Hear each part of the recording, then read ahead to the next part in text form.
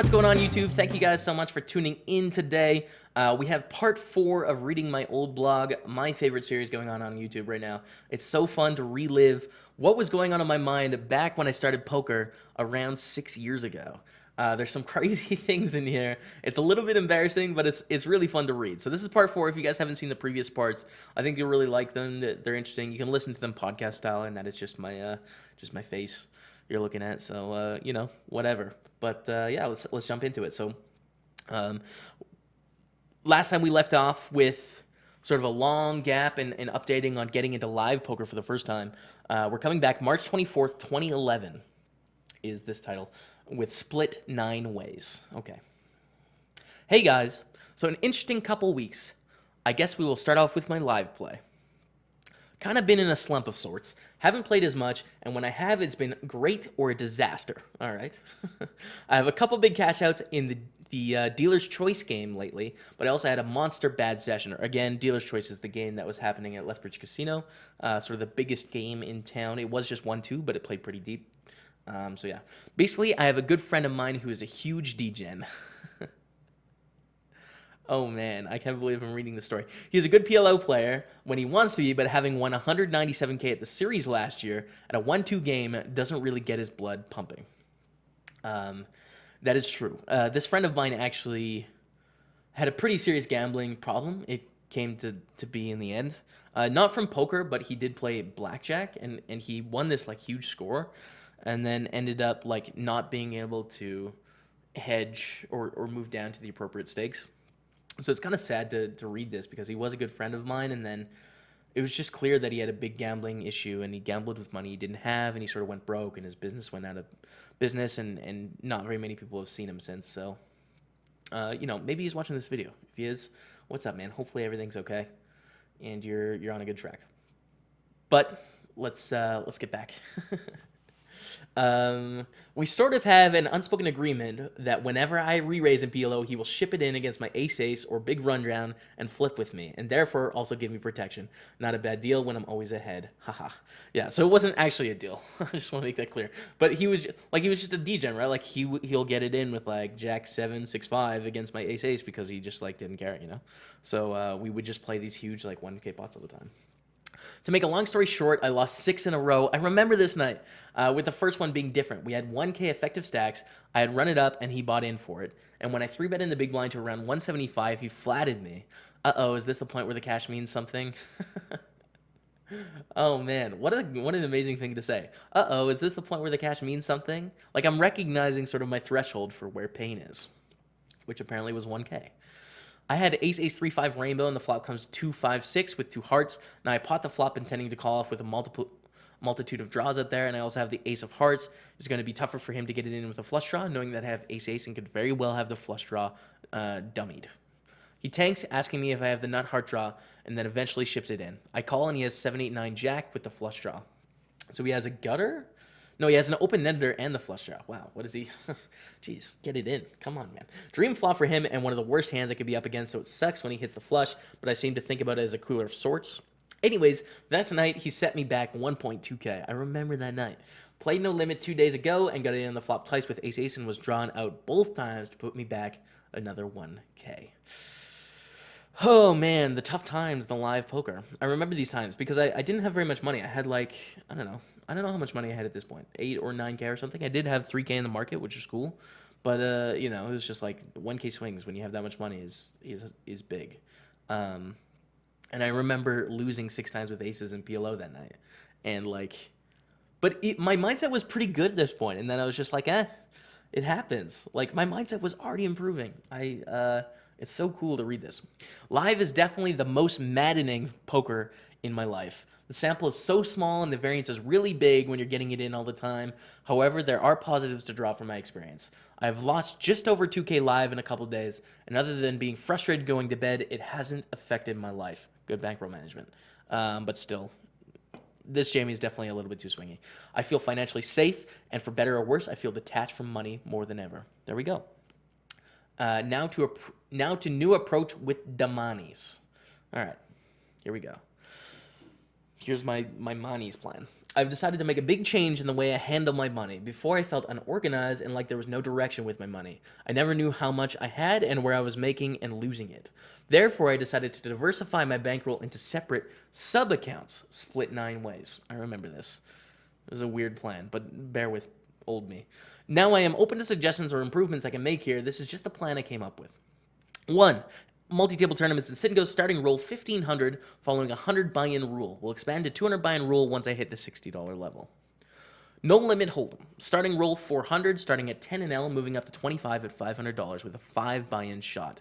After 25 in L, we'll be moving up to 50 buy-ins for the next level, back if I hit 40. We'll expand bankroll management as needed by once higher levels are achieved. So basically what I'm doing here, just to preface this, is I'm splitting my bankrolls up into different games. I really liked playing different games at this point.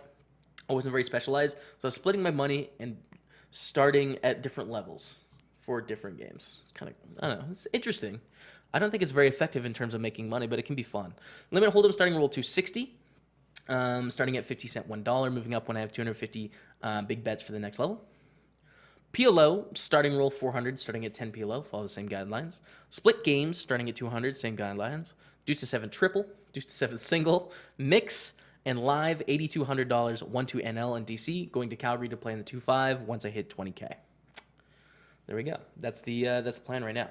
So I think this is a great idea for me because I need to keep poker fresh. I have to bounce around games a lot when I hit a downswing or get bored of something. Usually I would just hop in a game where the money would mean something to me, not knowing whether I have an edge or if over a week I made or lost money. I mean, that's sort of a frustrating feeling, I think. Since my start in poker, my role has mainly come from tournaments, so I've never had the experience of grinding up stakes and truly knowing that I can crush this and I am working towards that. I think this will keep the game exciting and give me so many new goals to work towards. I still think that's a good idea, where you beat a stake over significant sample of hands, you know? And you're just like, okay, I know I'm winning here. That's a good feeling to like have that certainty. I'm sure some of you noticed I left out 2 of the stud games. My reasoning is that I feel like stud high is sort of dead and doesn't really have a future in poker. Ouch, that's rough for the stud world. As well as I don't enjoy it. I figure I will get enough practice in the 8/10 game format and that should suffice. Raz, enough said. I like this, Jamie. 2 games that may be surprising to some people are Limit Hold'em and Deuce to 7 Single Draw. Both of these games I don't really enjoy, but I think Limit will continue to be played around the world forever. And if I want to walk into a card room and find the juiciest game, I'm going to have to get better at Limit. Deuce to 7 Single is potentially the game with the most potential of becoming the next No Limit. All the big names play it, is simpler than PLO, and will become more crazy than No Limit. I'm already imagining post-draw 4-betting becomes standard.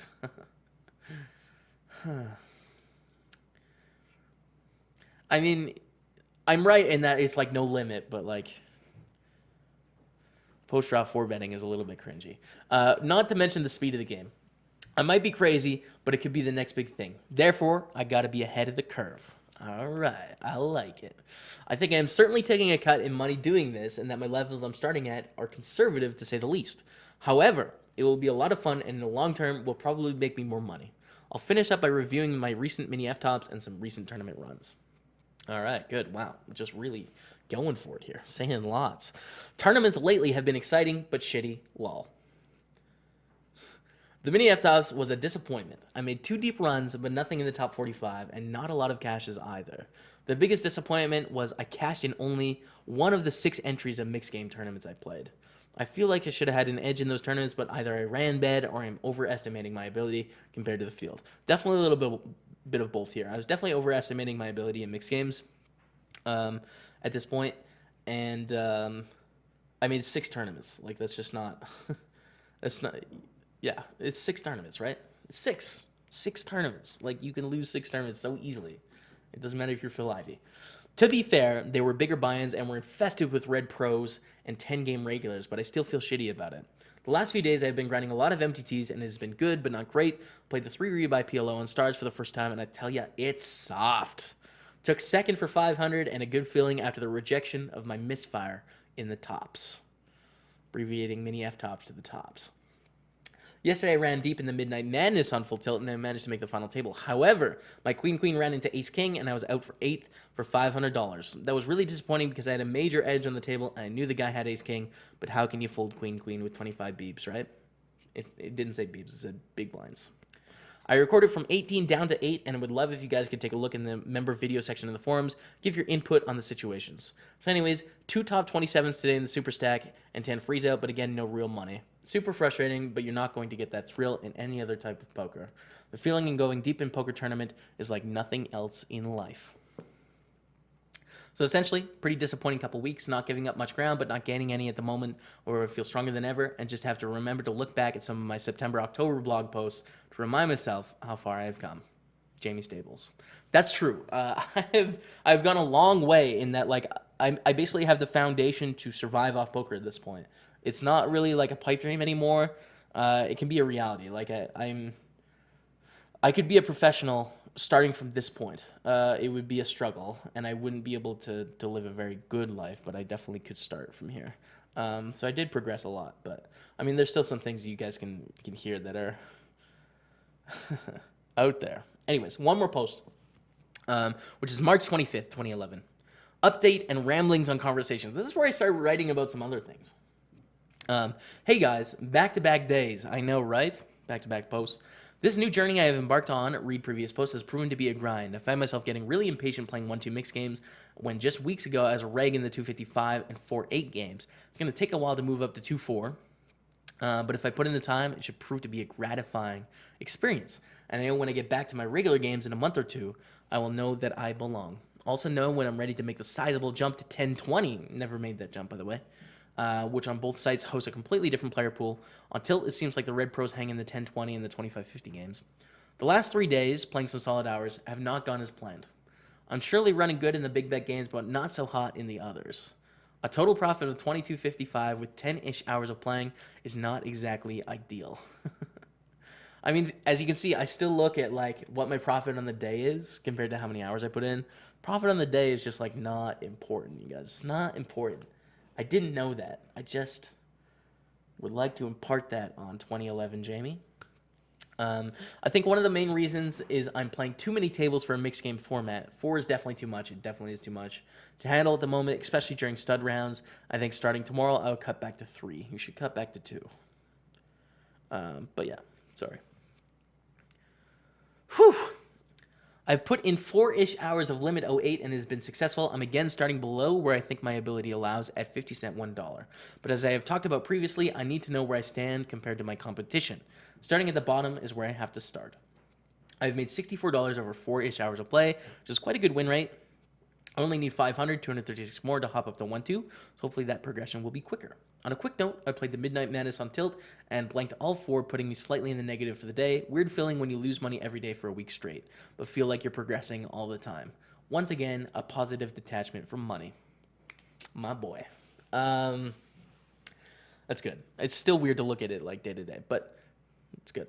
Now to something completely different, I've decided to start expelling some of my random thoughts into print, as I find it oddly interesting and fun to write about. So from now on, you'll start to see some of my thoughts on my blog.